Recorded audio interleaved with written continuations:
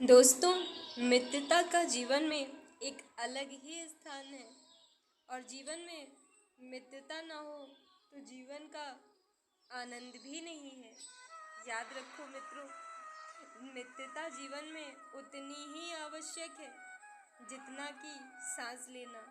अवश्य ही जीवन में एक मित्र तो होना ही चाहिए। माता पिता के पश्चात मित्र ही तो होते हैं जो हमारे हर सुख दुख के साथी होते हैं, हमारी हर समस्या का समाधान ढूंढने में हर क्षण हमारे साथ होते हैं। वैसे मित्रता की बात हो और श्री कृष्ण और सुदामा जी की बात ना हो, ऐसा तो हो ही नहीं सकता।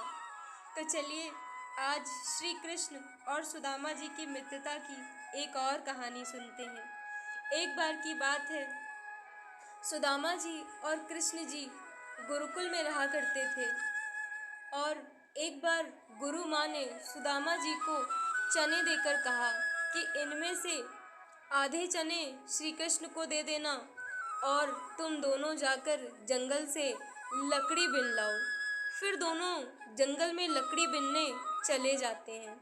वहाँ बारिश होने लगती है और तभी दूर से शेर को आते देखकर दोनों पेड़ पर चढ़ जाते हैं।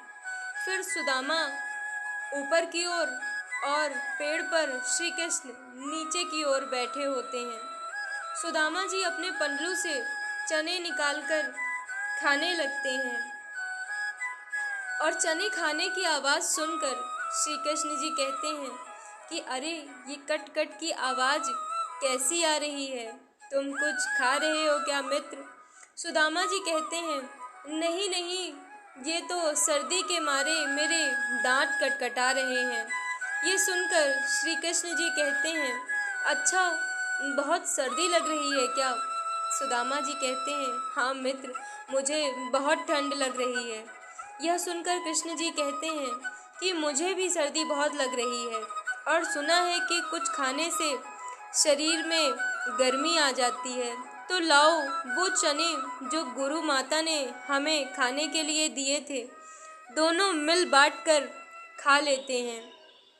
यह सुनकर सुदामा जी कहते हैं कि अरे मित्र, वो चने अब कहाँ हैं? वो तो पेड़ पर चढ़ते समय मेरे पल्लू से नीचे कीचड़ में गिर गए थे।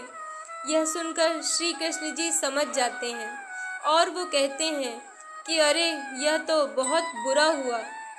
यह सुनकर वह नीचे की डाल पर बैठे बैठे ही चमत्कार से अपने हाथों में चने ले आते हैं और पेड़ पर ऊपर चढ़कर सुदामा जी को देते हुए कहते हैं कि पेड़ पर फल तो नहीं है, लेकिन मेरे पास ये थोड़े से चने हैं।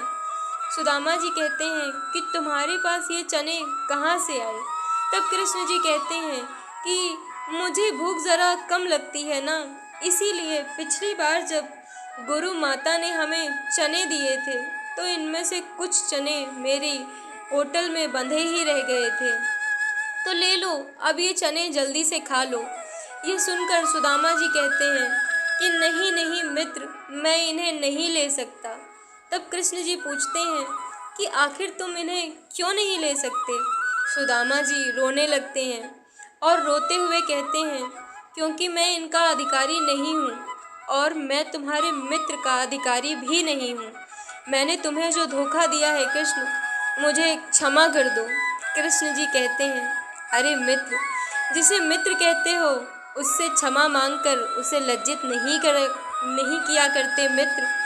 इसी प्रकार श्री कृष्ण जी सुदामा जी को वचन देते हैं कि मित्र, अब जीवन में कभी भी जब भी तुम स्वयं को संकट में पाओगे, बस मुझे पूरे मन से याद कर लेना, तुम मुझे अवश्य ही अपने पास मित्रता निभाने के लिए अवश्य ही पाओगे। तो दोस्तों, इस तरह से दोनों मित्र एक दूसरे को वचन देते हुए वापस गुरुकुल की ओर लौट जाते हैं। ये तो थी उनकी मित्रता की एक कथा। आशा करती हूँ आपको अवश्य पसंद आई होगी। दोस्तों, आपके जीवन में भी मित्रता का यही महत्व होगा।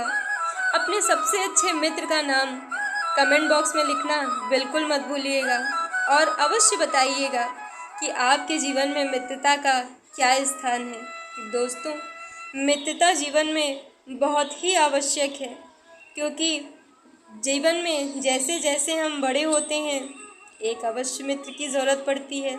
मित्र किसी भी रूप में हमारे साथ हो सकते हैं, हमारे माता पिता, हमारी पत्नी, हमारे भाई बहन या अन्य किसी भी रूप में।